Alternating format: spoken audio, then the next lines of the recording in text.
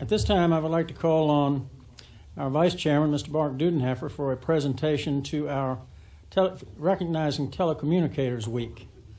And I know we have some of those folks in the audience, and if they'd come up and join Mr. Dudenhefer at the table, it would be appreciated.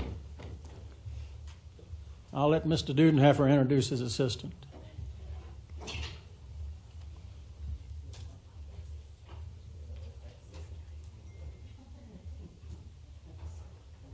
Thank you. Thanks, Jen. Thank you so much for coming. I hear you guys are the newest operators. All right. Well, we're glad to have you. Let me come here, Alex. Come here.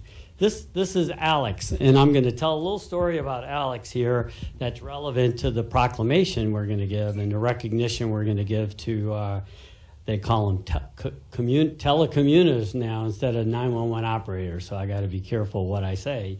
But Alex will be 8 in a couple of months, but when he was 18 months old, in his baby bed, he aspirated a kernel of unpopped popcorn into his lungs and collapsed his lungs.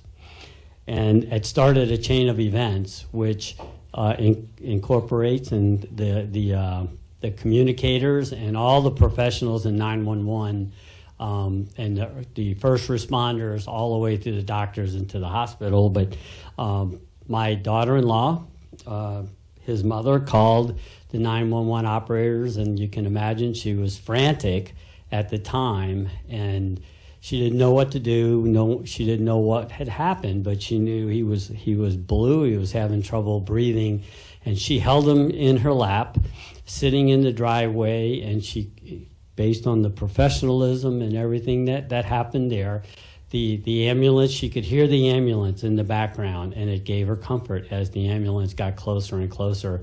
I think, though, about a half a mile out, they turned it off, and that scared her. But it knew where to go, and it they took all the right information. They knew what they were dealing with when they got there, and needless to say, he was brought to the hospital. He was attended to by the doctors.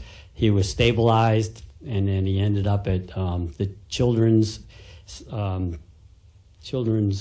intensive care unit down at VCU, and the doctor spent a few days trying to find what was wrong with him. But he wouldn't have made it much longer without the professional help of the whole team of first responders that we have. So I wasn't going to say his last name, but this is my grandson, and we are extremely happy that he is here with us now. And he wanted to participate in this so he could say thank you to you guys. So I'm going to read the proclamation really fast, and then I'm going to let Alex hand it to you and shake your hands and say thank you, okay?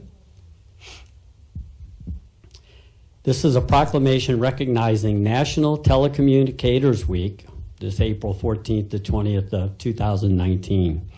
Whereas emergencies can occur at any time that require a response from the sheriff's office and fire and rescue personnel, and whereas when an emergency occurs, the prompt response of deputies, firefighters, and paramedics is critical to the protection of life and preservation of property. And whereas the safety of Stafford County deputies and firefighters is dependent upon the quality and accuracy of information obtained from individuals who call 911 or telephone the Stafford County Emergency Communications Center, and whereas public safety telecommunicators are the first and most critical contact county citizens have with emergency services, and they are ready to take a call 24 hours a day, 7 days a week, 365 days a year. And whereas public safety telecommunicators are the single most vital link for Stafford deputies, firefighters, and paramedics by monitoring their activities by radio, providing them with information, and ensuring their safety. And whereas the public safety telecommunicators of the Stafford County Sheriff's Office and Emergency Communications Center have contributed substantially to the apprehension of criminals, suppression of fires, and emergency treatment of patients like Alex. And whereas public safety telecommunicators are more than a calm and reassuring voice on the other end of the phone, contributing daily to the public safety needs of the community, they are the unseen first responders serving the public in countless ways, many times without recognition.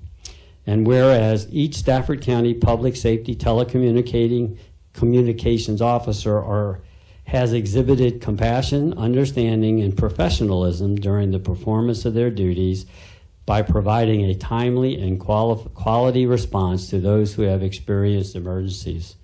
Now, therefore, be it proclaimed that the Stafford County Board of Supervisors on this, the 16th day of April 2019, be and hereby does recognize and honor its public safety telecommunicators and their dedication to the citizens of Stafford County.